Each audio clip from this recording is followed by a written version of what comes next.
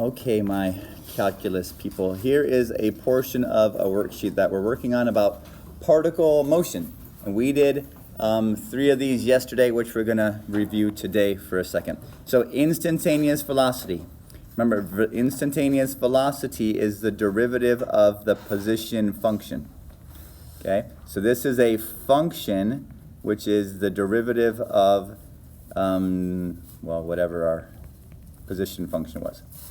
Okay, so that is the instantaneous velocity, right? That is the equation that I'm going to use to find the instantaneous velocity at any time 3. And then it says, what is the instantaneous velocity at time 3? That means we're going to plug in 3 into our equation. Okay, for part B, the particle is at rest when our velocity is 0.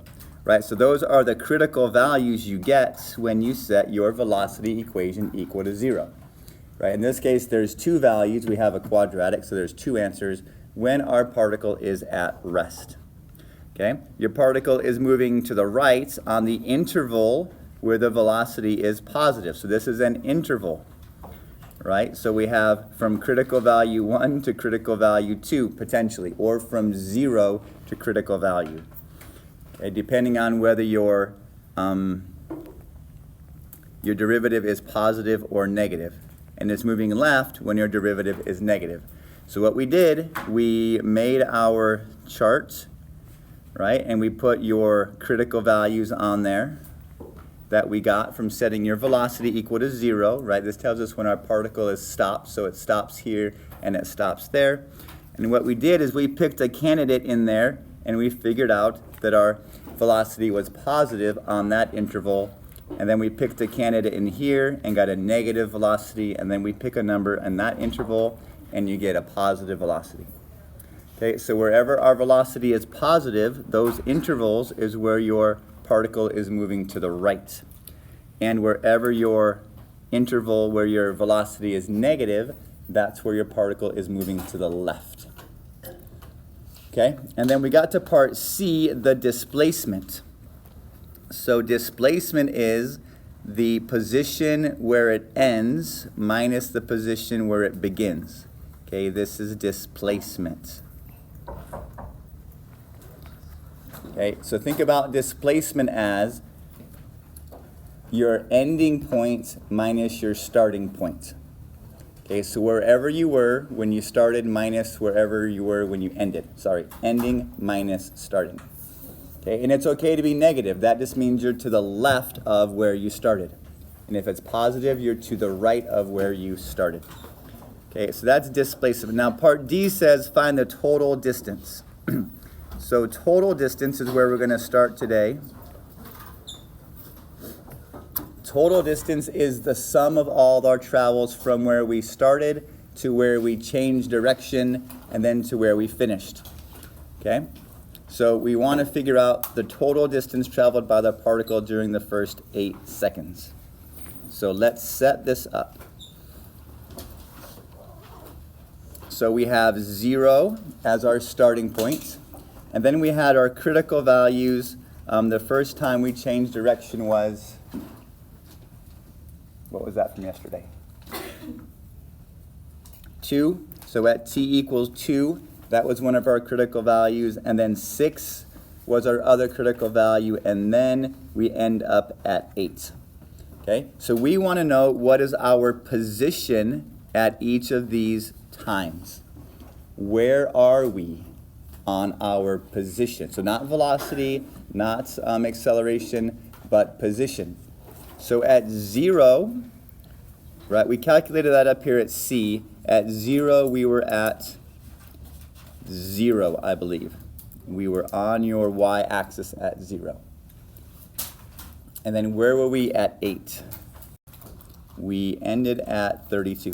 So we need to figure out where are we, what is your y value, what is your position at 2. So we're going to calculate S of 2. And we're also going to calculate S of 6. Okay, because we want to know our positions. Where's our position where we stop? Where's our position when we stop again? Right? How far have we gone between 0 and 2? How far have we gone between 2 and 6? and how far have we gone between 6 and 8. Okay, so net distance requires a lot more calculations. So we find that at 2 seconds, we're 32 units to the right of where we started. And then at 6 seconds, we're back to 0, right? We're back to where we started. And then at 8 seconds, we're back to 32. Okay, so how far have we gone between 0 and 2 seconds? We've gone 32 units, right? How far have we gone between 2 and 6 seconds? Also 32, right? It was in the left direction, but we still traveled 32 units. Okay, and then from 6 to 8, we went another 32 units. So our total distance is 32 plus 32 plus 32, which is 96 units. Okay, so on the whole entire day, we traveled 96 units, or 97, we want to talk about miles, right? The first 2 hours of work, I drove 32 miles. The next four hours of work, I drove another 32 miles. And then for the last 2 hours of work, I drove another 32 miles. So in total during the day, I drove 96 miles. That was my total distance. Okay, so total distance versus displacement. Okay, displacement is your ending point minus your starting point, which in this case was 32. Okay, positive. So we ended at positive 32. We started at 0. So our displacement is 32 units. But our total distance that we drove or traveled was 96 units. Okay, part E says find the acceleration. Okay, the equation for acceleration, and then what is the acceleration at time t equal 3? So we need to say, according to calculus, that the acceleration is the derivative of velocity. Okay, that's what we need to say whenever we're taking an acceleration function or an acceleration derivative. The acceleration is the derivative of velocity. Okay, so we go back up to our velocity equation, which was 3t squared minus 24t plus 36. And the derivative of that is 6t minus 24. Okay, so that is our equation to find the acceleration of the particle at any time t. So then what is the acceleration when t equals 3? That's 6 times 3 minus 24, which is negative 6. 18 minus 24 is negative 6. Okay, so acceleration being positive or negative doesn't tell us anything about direction, but it will tell us about speed, because part E is now asking us about speed. Sorry, part F. Okay, so we're going to figure out something real quick here. Let me erase part F. Part F wants us to graph things, so we'll come back and do this in a minute. Okay, so we want to figure out when is the acceleration 0. Okay, when is the acceleration equal to 0? 6t minus 24. Okay, at what time is my acceleration 0? So if we solve this, we're going to add 24 to this side, right? 24 equals 6t. So t equals 4 is the time where our acceleration is 0. Okay, so if acceleration is 0, that means that velocity is constant. So now let's do part G. Part G says, when is it speeding up? When is it slowing down? When is the particle speeding up or slowing down? Wait, where's that? So here's what you need to know if a particle is speeding up. If a particle is speeding up, the velocity and the acceleration have the same sign. Okay? Acceleration and velocity have the same sign on that interval. Okay, so it has to be on some interval. We are speeding up or we are slowing down. So they can both be positive, which means we are speeding up in the right direction, or they can both be negative, which means we're speeding up in the left direction. Okay? So acceleration is talking about, is your particle speeding up or are we slowing down? If they have the same sign, if they're both positive or if they're both negative, then our particle is speeding up at that time. Okay, and then it's slowing down, of course, if your velocity and your acceleration have different signs. If one is positive and one is negative, then they are slowing down. So it's either slowing down, going to the right. If velocity is positive and acceleration is negative, then we're slowing down as we move to the right. And if velocity is negative and acceleration is positive, we're slowing down as you go to the left. Okay, so it's always on this interval. So let's see, when is our particle doing this? So I'm going to make a chart, right? I'm going to make a number line here. Actually, we don't want a left arrow because it doesn't go on forever. It starts at 0. Okay, so we're going to put your critical values on here. Your velocity when velocity equaled 0. So that happened at 2 and that happened at 6. And then, of course, there was 8 over here, our ending time. So if you remember from before, we had a positive velocity between 0 and 2. We had negative velocity between 2 and 6. And we had positive velocity between 6 and 8. So we picked a point between 0 and 2, and we plugged it into the velocity function to see whether it was positive or negative. We picked a point between 2 and 6. We plugged it into velocity to see if it were positive or negative.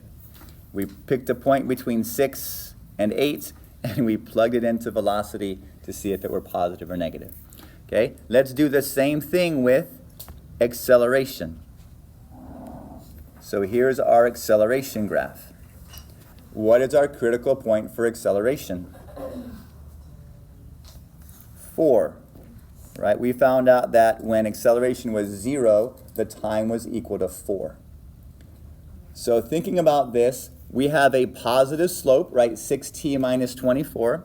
So if I pick a value less than 4, maybe 2, right? And I plug it into here. 6 times 2 is 12. 12 minus 24 is negative. Okay? If I pick a number like 6 and plug it into here, right? 6t minus 24. 6 times 6 is 36.